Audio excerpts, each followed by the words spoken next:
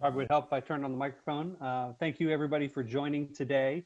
And I'm excited to take a really deep dive into our health sciences and really talk about how we're doing it and what we're doing, giving you some examples of school districts that are using it and post-secondary institutions that are using us.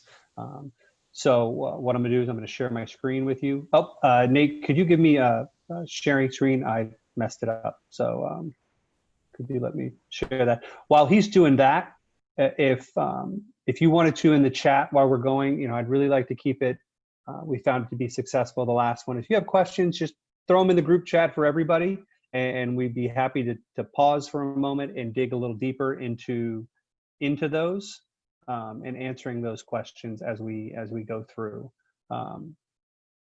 But as he mentioned previously, I spent all my time in South Florida and Central Florida as a CT educator. I also worked in traditional through that process.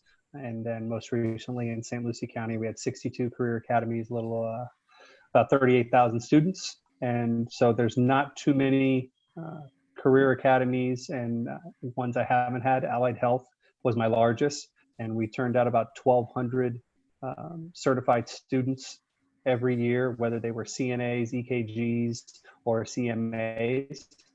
That we did that with high school students, and they all articulated to our post-secondary, which was Indian River State College or the local four-year university. So I love post-secondary, love articulation. That's something that done for many years, and we were done successful. But zSpace is really the tool that we use to be successful. So I'm gonna share my screen. You do that yet? I can't. No, it won't let me yet. Just give me a second. No problem. And while he's doing that, if you wanted to type in the chat, if you have any questions specifically, if you're post-secondary or secondary and what you do, I'd love to know that ahead of time, because I can speak to those a little more specifically as we come through. That would help a lot. Let me see if I can share. There it is. I'm in. We're rocking and rolling. Awesome. Thanks for sharing. So we're going to go ahead and really dive into what that looks like. So I know some of you, I saw two names that were in the previous session. So I think thanks for hanging out with me on Friday for another hour. I'm going to do a quick overview for those of you that don't know what zSpace is. It's just a 45-second clip, and I see there was enough of you that I want to show this again. So for those of you that came back through, bear with me for a moment. Welcome to the real world of virtual reality on the zSpace platform. What is zSpace? It's a tabletop virtual reality that's transforming education today. zSpace functions as your typical Windows PC until you open the zSpace application, and then the magic really begins. Long story short, zSpace tracks the user's eyewear and stylus in real time, allowing the user to comfortably reach in and interact, move around, dissect, blow up, or change different variables within the environment.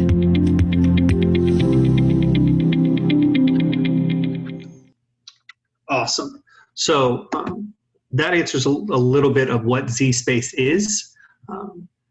For again, those of you that are not aware of us, the current landscape is there's the head-mounted displays, or HMDs, and that's where it covers your face, and you'll go into that world and you'll experience everything else around you goes away, and all that matters is what's right in front of you. And content is all over the place, very heavy in the gaming community, but in the entertainment industry as a whole. Then we have augmented reality, which is where you're using things like your phones, your digital devices to play things like Pokemon Go or Facebook Messengers and the different types. You're augmenting a particular item in front of you.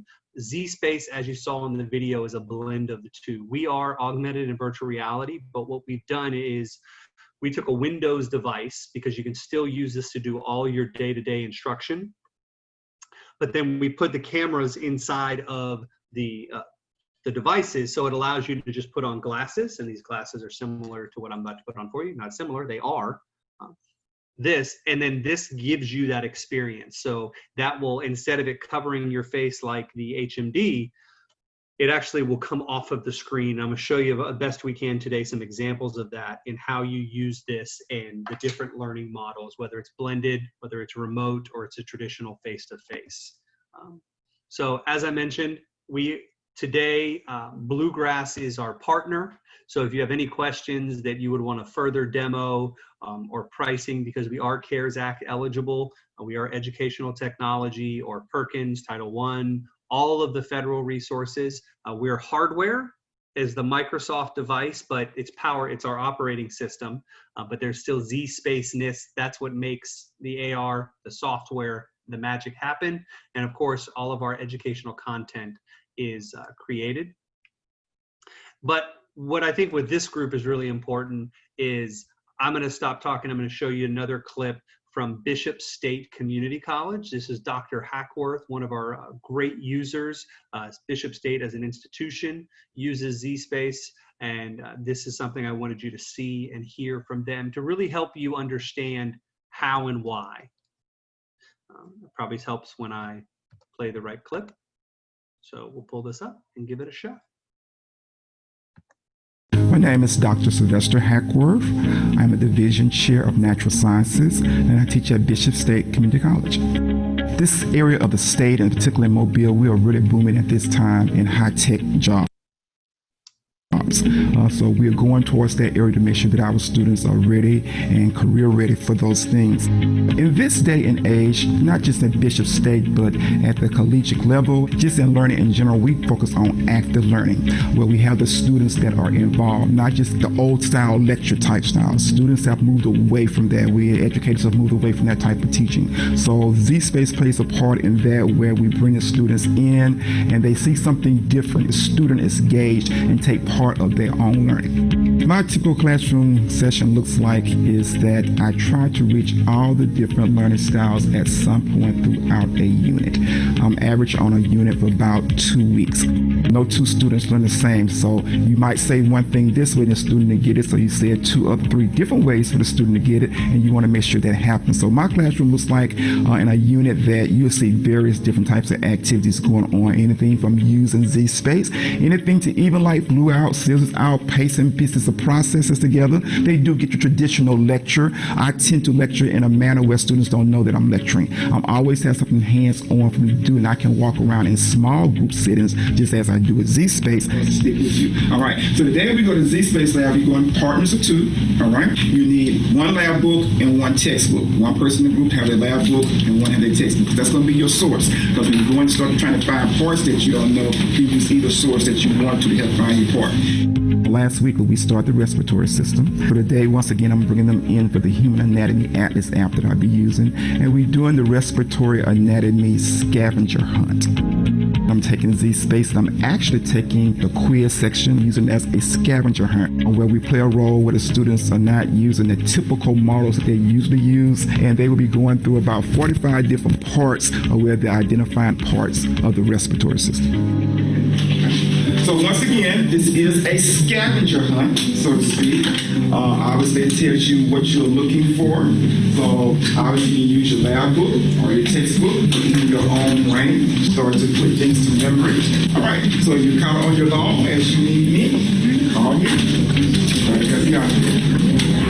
So, and the real thing that I really do like about zSpace in the end, that when I prepare my materials or prepare my lesson plan, so to speak, that I can use it as an activity, which means inquiry, introductory, where I'm not really looking for mastery. I'm looking to do something that gets your attention. I can use it for that. Then I can turn around and actually use it for my true teaching, things that I do need for you to hold on to as you go forward.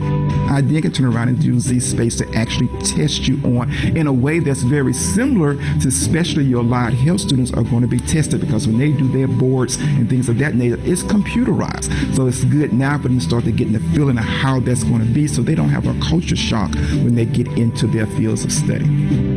I've been teaching for 26 years. I've taught at all levels of learning. Students today are different from the students that I taught when I first started teaching. Why? The world has changed. Technology has changed. But that's what we must do to embrace them. You're preparing a child or student to go out into the real world. If you don't change and they don't see what you do in the classroom and can relate that to what they will see on their job, they walk out and say, I was not prepared. This is the type of technology they're going to be using at work or on the jobs that they're currently on. Since once again, we do train a lot of nurses and PTA students, a lot of things they work with on the floor is this type of technology. So now they're kind of getting what I call the introductory factory, where you can say, I did something like this before I actually got into nursing or PTA. Now that I'm actually using this type of equipment, it's not that I have not seen it before. So now I'm familiar with this, and I now can move it on to the mastery level that I need to be successful at my job. Awesome. So that is Dr. Hackworth. He awesome guy. I've had a chance to see him teach multiple times, and he's an incredible talent. And if you're ever down in South Alabama, I encourage you to stop by Bishop State and see what they've got going on. But as he mentioned, these are just some of the certifications and the things that he talked about. These are the things that they do. These are the certifications that we support. And these are, that's what we're going to go through a little bit of some of those programs. So as I mentioned before in the previous webinar, but those of you that are with us now, all of these resources, these online resources are available to you on zSpace.com. So I'm going to take you through a quick lesson to focus on the how and what that looks like. So this is a sample lesson if we were teaching neurons and synapses. And again, this is zSpace.com. You'll see all these lessons in here. These are all available for you at any point. You can click on them. They're all here. It's no big deal. You can use them anyway. Now, once you go into that lesson, you're going to have an activity planner. So the activity planner is going to be exactly what it says. It's going to be your focus on what you're about to do. Now, I want to point out the obvious. This is a human ear, and sense of hearing. It says it's a grade level of an elementary school. We have a number of different applications to help meet the needs. As you can see with Dr. Hackworth, he was referencing visible body. I will review that one with you in greater depth, but we do have lower level to get kids excited, exposure. And maybe if you have students that are in an integrated classroom that they need a lot of differentiation, this is a way to help those students with IEPs or 504s. But you'll see the key term. The format is the same for everybody. So you can scale this up or scale this down. If you're block scheduling, if you're traditional trimester or semester, you can mix it up. But you're always going to have your essential question. You're always going to have your objective, introduce the lesson. And this is the teacher's note on how they're going to do it. It's going to drive them through. It gives them the instructions. So really, they're just able to guide the students. It takes them through all the pieces and parts that they're going to be doing. So once the instructors have that, then we have the worksheets. They'll actually, one way they can submit their work if they want a more traditional approach. We also have Google Docs and Microsoft Word. So this is a really key piece. Everything you're seeing today, it does not matter if you have Blackboard, Schoology, DTL, Canvas, Google Classroom, Office 365, Microsoft Teams. It doesn't matter. You can integrate all of this because it's a PDF or it's an MP4 video. So it allows you to integrate and to accept student work. And I'll show you some videos of what student work would look like in that environment. There are traditional worksheets that students can work through that sometimes one of the more common models, you saw Dr. Hackworth, they have the large all-in-one desktops in a lab setting. So they're rotating. It's actually shared with multiple programs. It's not just his lab. They use it across the entire health sciences. Biology uses it as well. But this will guide them through what to do. So the teacher really becomes the facilitator and can focus on building relationships as the students are using this. So this is all here. You can explore this anytime you want, and it's all going to be there for you. Also, real quick, just as a reminder, if you go to zSpace.com, we have our customer map. And this is a list of our customers that are using us throughout the country. We update it about once a month. And we're at over 2,000 districts and post-secondary institutions, as well as over 1 million students using us. Just as, again, those of you that are just coming to join us for the first time, we're focused today on allied health. but we do cover 12 out of the 16 federal clusters as listed by the Carl Perkins Act. We cover all of those. I see a question.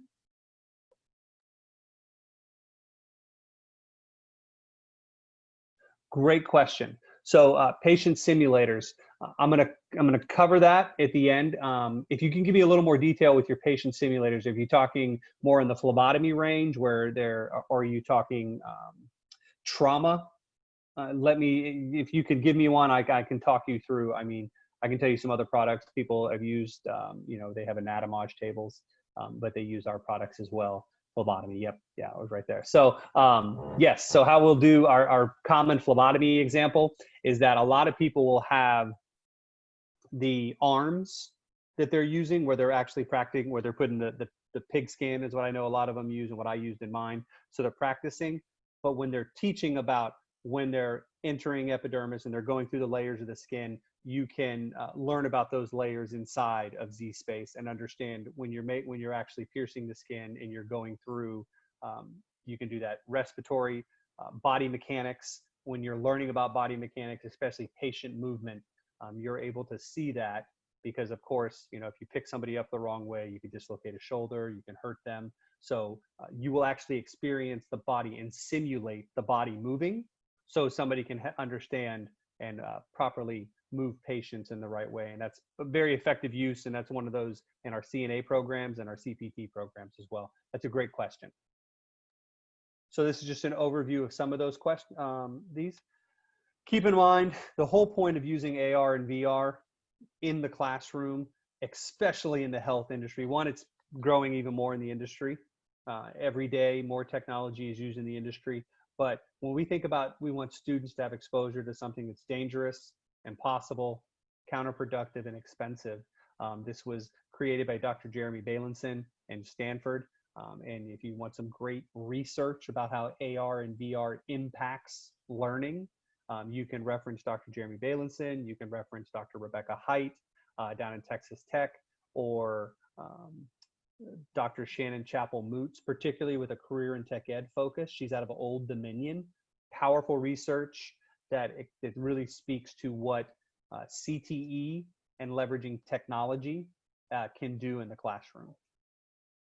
So if you're not aware, we are endorsed by NOCTI. NOCTI is a national organization of competency training institute.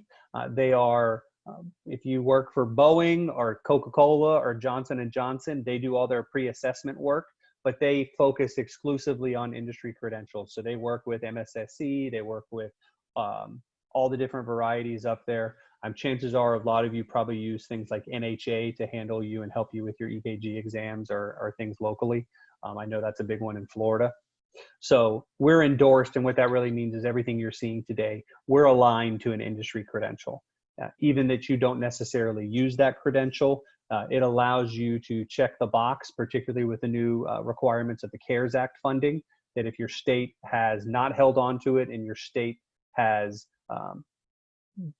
sent it out to right out to the state, from the state down to the individual school districts to make those decisions, you still need to be able to know that you are supporting an industry credential, and we do that with that endorsement. So a lot of 50 different examples of that for sure. I wanted to share a little bit of example of what it looks like in a socially distanced setting. This is one of our institutions we're working with to think about as they're coming back. This is a lab setting. You see the spacing. Now, where before they used to be able to have all these models, and they're already prepping as to what that's going to look like when students come back. So they're going to need to have all these models instead of them traditionally being laid out. We took all of those models and they're now all inside of this device. So students are able to safely interact. You don't have to worry about cleaning these models as they're being touched across multiple students. All of these fit inside the zSpace, and it allows them to engage with them. So the first one, this is an example of what it would look like if you launched zSpace. It's a Windows-based platform, whether you're using a laptop or the desktop. You're going to have this. You'll see the applications. These are all locally run applications. No internet is required to use the application. So that's something that can be really powerful. You still need internet to submit your work, but this is the desktop that you put on there, and you'll see over here, I'm clicking on Human Anatomy Atlas. This was a program that Dr. Hatworth spoke about in the video. I can go through all the systems. I can layer them over top of each other. I can have endless options of what I want it to look like, add and remove the systems just with the click of a button. I can dig really deep in the applications. So I can dive into just the skeletal system or the muscular or the lymphatic. You can go deep dives into all these systems. So if I'm a nursing student, if I'm a respiratory therapist, if I'm an X-ray tech, I can focus in on just the parts that I want to focus in on. And this is just a broad view of all of those. One of the really neat parts about this particular application is the quiz feature. And you heard Dr. Hackworth speak to that. This is not meant to be a gotcha. This is for students to interact and be able to demonstrate mastery. There's 127 quizzes. This is the breakdown of those quizzes inside of relative to the systems that they're in, and it allows them to demonstrate mastery. You can do this through recording it, and they, in this case, skeletal system, you can record it, or it does tell you if you got it right or wrong, and it provides some feedback. The question earlier, there was asking about who else is using it, but with EMT programs, of course, when somebody's injured. If somebody is hurt with a broken leg, they don't just run up and grab the leg, or they assess the situation, they look at what it is, and they read what their body language is telling them. So they need to understand, though, eventually they're going to have to move that student. So they need to understand, or that victim or injured person, how they need to move them. So the great value in that is that we have all these body parts, and everything that moves on your body, we can show you how it moves in this setting. So it will go back and move, and they can start to understand body mechanics. So I'll kind of pause for a minute because I saw some questions coming in, and let me answer those.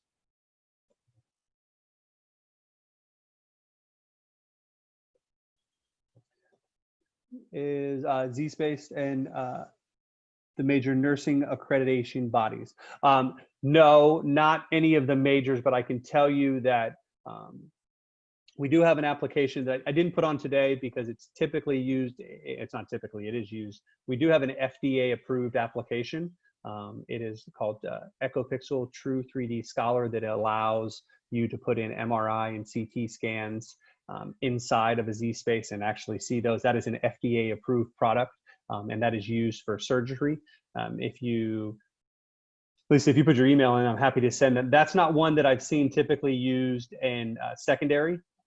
Would love for secondary to use it, but it is a FDA approved product. It's not that it's just not necessarily applicable to what they're doing, but you could bring in your scans of somebody's personal injury and put those in there, and you could actually do pre-op surgery. And that's what's being done. If you way back when, zSpace has been around for 12 years, and back when they were separating Siamese twins, they actually used the application for that purpose, and it is fully approved. But nothing with the nursing bodies. We have not.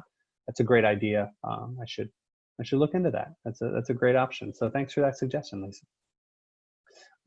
So to that point, when we get into the next application, what we actually start to talk about is the advantages of cadavers.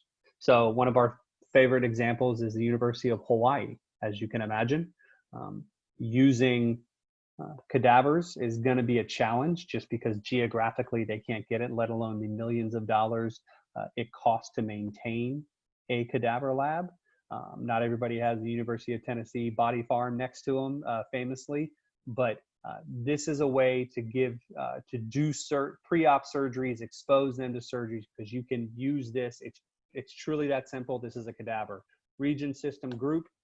If you just want to look at somebody's head, torso, waist, and right leg, that's not a problem. You build the body part that you want.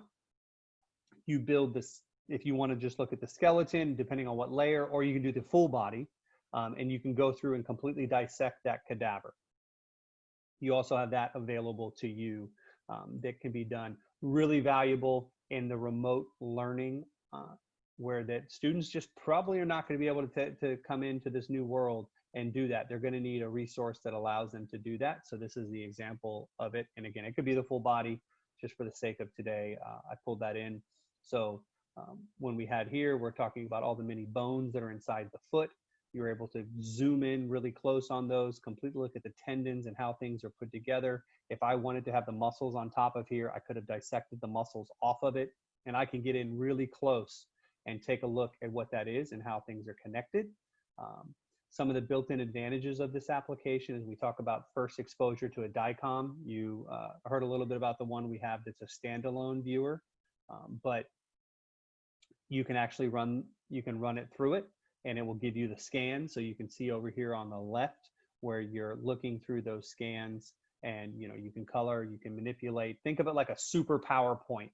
You're able to do this. You can leave it as stills, you could record it as a video, and that could be in turn used on your LMS, or the students can have access. Well, we have colleges that are they're checking out these laptops to their post-secondary students, and they're performing their procedures, and they're doing their medical terminology, they're labeling their parts, and they're submitting that through your LMS. So this is just an example of that, where you're, this is an example of a clogged artery that was in there. I have no idea why that got mixed in there. So that one should have been way earlier. So before that, another really neat program that I have seen be very successful for us is our virtual EKG or ECG application. Nevermore now where students need repetitions and putting leads. I know for me and my students when I was in Florida, they had to have 50 repetitions of placing leads and proper lead placement. And that's just time consuming for the instructor to do that. And it requires them to monitor and it's resources, consumables. So by doing this, we've created a way for somebody, and I'm going to show you what this looks like, where we can start to blend in some of the real heart conditions. So this is an example where we're over here, we can see a normal condition. You can start to rotate that. You're going to see where all of the leads impact are coming through the heart. This would fall into that impossible category. This is something that the advantage of AR, VR, again, when we start to look and see how it's impacted, you're seeing where it correlates. So it's giving them the first time, if they're going to be doing this, they can see it and understand what they're reading when they're looking at an echocardiogram. This is what you're reading. And then of course, the actual electrode placement. So this is the one where we don't have to worry about leads. They can come in, they can place it, they can go through. First time they want somebody to understand, oh, I'm going to line it up. Oh, wait a minute.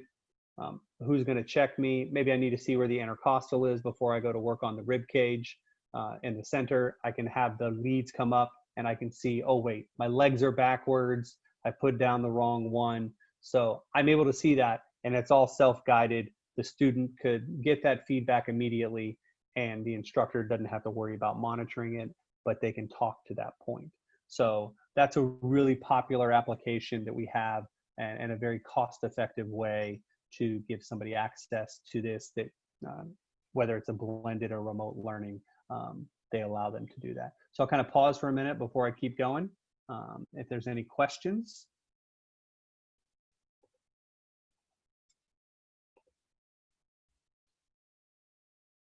No, so far so good. Okay. So one of the next ones we've got is when we start to talk about the biology and the chemistry, we do offer, because that's one of the forgotten things I think a lot of programs forget, is there's still a chemistry component. So things like penicillin in this case, where you start to really explore the chemistry associated. So if you have a farm tech program, and we know that it's more than just counting pills, but that's a portion, and they want to do that in repetition. Or if you get into just your refreshing their biology skills, because depending on when they took biology doesn't always correlate to when they get into the nursing programs. This is a way to leverage that. We also have some basic, this is a really good one for my middle and high, just overview. This is going to be that application where there's some predetermined models that we know are the most common ones that are used to dissect.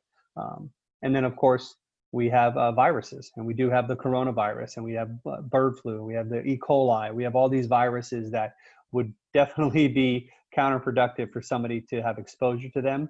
But if you have somebody who wants to be a microbiologist, this is a way for them to get exposure. They want to create the next coronavirus cure. They can literally come pull that apart and look at it and explore how that virus works. And there's some great lessons around that. We have some powerful lessons about the flu and how the flu impacts the body. And actually, pipetting is one of the ones that I'm really excited about, because we know there's a great career and pipetting is a big part of it in the medical industry. So students will be able to use the stylus to practice pipetting. And it's the same concept as your EKG, in that you're not losing materials. Yes, you want them to truly do it, but it'd be great for them to do it at home for 25, 30 times, and then come back and do it in a classroom, and it's more efficient use of your resources. So that's kind of the high level view. If there's any questions, I'm sure you're thinking about your programs. My cell phone and contact is here. Nathan is here. So if there's, I'll keep it sharing, hopefully if everybody got it, but if there's any more questions, or if there's any more examples about implementations or questions, I'm happy to answer those in the time we have remaining. Administrative components, great question. Can you tell me a little bit more about, are you talking like medical billing? Because that's on my roadmap. So I am working on yep. So that's probably not going to be ready till December. We have a few other things in my pipeline with some of the other trades that we're working on, but I have had enough of a request for medical billing that we're kind of exploring. Part of my challenge, and Melinda, I'd love to go offline and talk more with you, is we want to make things that are about action. And everything you've seen today, whether it's the cadaver or the EKG or the flu, we want students to have action, where I'm trying to think of the best way that using AR and VR for things like medical coding and billing, what advantage could we provide them, where I know students aren't going to have access to a cadaver at home. I know they're not going to have access to pipetting materials or EKGs at home. So we can be a real advantage for them in that setting. But it is on the map. We have enough users that they keep saying, we love what you have, Michael, but please figure out how to get medical billing, because it's a huge growth area.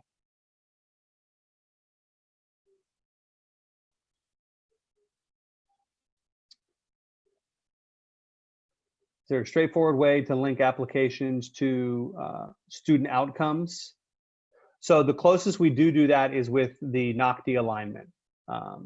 So that, we can tell you, and we can give you anecdotal of users that say, those that use zSpace, when they sat down to take their,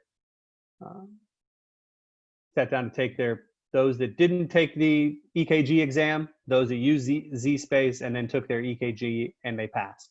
I'm not in the business of saying we're the silver bullet. So we're probably, I don't know that we would ever print anything or put anything out and say that we're going to solve all the problems of that. But I can tell you, and I can just provide you, our customers that will tell you, it's accelerating learning, that you can use this and accelerate learning, and you're practicing repetitions that are meaningful. It's not just a proper, just playing a game. Somebody asked a question about creating their own content. Absolutely. Everything you've seen today is, we give you the skeleton. So what I'll do is I'll screen share, and then I see the next one, and I'll go into, I'll answer that next question. What I'll do is I'll share my screen again. So creating, so when we go to a lesson like this, let me go back. So because this Google Doc and this Microsoft Word, you can keep this foundation. It's open. So if I click on this, it's going to force a copy into my Google Classroom, and I can edit this right away. So I can differentiate, I can scale this up, I can scale this down. I can bring in my own, if I have hyperlinks of some videos and things that I've always just really liked, and maybe some articles I've always liked students to read. This is a fully editable document. So that's a great question. You can modify and create in your own. We really just give you this as the skeleton to get you started. And when we do our professional development process, the first one we start here, and that's usually the first one. And then the next one, as we go through your journey of using zSpace, you're going to go, okay, I want to elevate this. I want to scale this back. How do I do it? And we're going to help you in that process. So yeah, that is absolutely great question. You can do that all day. So that's, yeah, that was a good one. So let me go back to the next one. Let's see, questions. I think I have to stop sharing. Sorry about that. To see the questions. So helpful with CNA classes. So much of CNAs is going to be about supporting the nurses. You're a certified nursing assistant. So the body mechanics portion, because especially when we know that they're going to be cleaning both the patient, the room, they're going to be moving patients. The medical terminology is invaluable for them. And the other piece is that this goes back to how we used it in St. Lucie and how Dr. Hackworth and others use it, is we don't ever want them to stop as a CNA. So we still want to expose them to, just because you start as a CNA doesn't mean you can't move up to be a respiratory therapist, doesn't mean you can't move up to be an RN, doesn't mean you can't move up to be a physician's assistant. We want them to go through the process, especially when so many institutions, if you work for a hospital, they have those internal programs. So we want to give them access to all that. We don't want to just say, all you're going to be doing is cleaning bedpans, so this is all you need to know. We want to make sure they have a tool that exposes them, because so many of CNA programs are done in secondary institutions that we want them to articulate and grow. It's a great foundational tool with a lot of our post-secondary institutions, but they're always usually tagging that on to something else. So it's a great way to expose them to high-end medical terminology, some different medical procedures that go into it. You get into using MRIs and CT scans. So if they want to get into being an X-ray tech, they can do all of that with zSpace and see all of that. Still learn about the body mechanics of moving a patient and body movement. They can still learn about proper cleaning techniques. That's EKG. There's a lot of flexibility into it, but that's typically, it's never just stopping there. You're constantly trying to expose them to other items. Those are great questions. Anything else? Michael, can you elaborate a little bit about how the CARES Act and zSpace work together? Yeah, absolutely. So part of the reason to remember when CARES Act is there, the money has already been distributed by the federal government. So there are some states that are, obviously depending on the size of the state, where the state is looking, because they're using it, to pay for teacher salaries and to pay for all different types of things. But there were very large rules that came out about that. And the biggest one is, of course, is the need for schools to be able to teach remotely and in a blended model. So educational technology was a big use and a big intention of the CARES Act funding, and that in reading it and talking to legislators, you had to be able to teach things remotely. So when we talk about a cadaver or an EKG, and how are you going to do that remotely? You're going to just send a textbook home with your kids? That we know they have that. So how do we elevate it and use it? So because zSpace is a Windows-based laptop, we are educational technology, and we're endorsed by NOCD. We check the boxes for students earning a credential, and they're able to do that. And so therefore it is CARES Act eligible, just as like it's Perkins eligible. And as everybody is looking for really the best solution that they can come up with, whether it's remotely or it's blended or it's face-to-face, that's what they're looking for ways to do it, and a lot of people are leveraging. We are working with states to talk about statewide implementations, and then we work with locals. I think probably the most aggressive, Texas was very aggressive in getting the money out. So we've had a lot of action in helping, supporting, and I think I shared this model. Northeast ISD, Ben Peterson is a CTE director there, and they've got laptops. So their students, what they did is they purchased a laptop cart, distributed out to his instructors. So they're going to have this right now. They're making lessons. So they're recording themselves going through basic A&P and making all those lessons with the cadavers, because teachers don't have access to these models at home. So how are they going to teach these versus using it in zSpace? They're going to do it in zSpace. And then that way, when they come back in August, if the decision is to be a blended model, they're already primed and ready. They are set. Then they'll bring the laptops back. We do offer some CDC guidelines that we have taken for using and cleaning zSpace. I think especially in this group, you all would know we have the old big clear goggles, and you can use the UV light bends, because our goggles are not goggles, are just glasses. You can put those inside of the bin, turn on the light, and it cleans it. So that kind of takes care of that. But we have that on our website. That's right there available for you. There's also some links to some additional CARES Act. If there's explicit verbiage that there's multiple districts that are asking different things. We have a kind of a boilerplate to help you fill in how this supports your students and how you can use this in remote learning, that we do work with all the various LMSs. We have all that available for you. That's on zspace.com. I think it's actually right when you land on the page. But yeah, we're here for you. Let me check over here if there's anything else. Otherwise, thank you to Bluegrass. If you have questions, if you have, the one thing, if you have any pricing questions, I'll defer you to Bluegrass, and they can help you with any models. Anything you're looking for, that's who you're going to want to ask. They'll help you with any of that. But if you have any curriculum questions or anything that may come up, I'm happy to help you individually talk through those and how you fit it into your scope and sequence and what you're doing, or connecting you with others that are using zSpace across the country to ask kind of user questions as well. I'm happy to do any of that. And yeah, otherwise we can give everybody back a little bit of time. And Nathan, is there anything else? I believe that's it. I don't see any other questions. Michael, I appreciate it. You got it. Thank you, everybody, for attending. We are recording.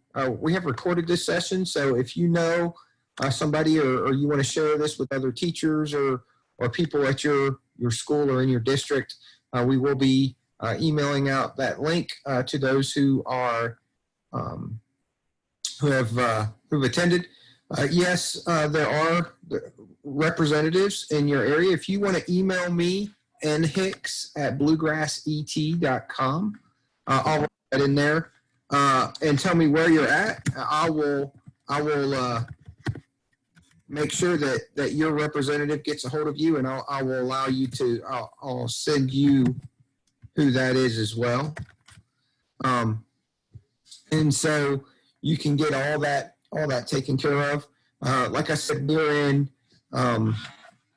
Kentucky, Delaware, Maryland, West Virginia, Washington, D.C., and Florida. I believe I've covered everybody.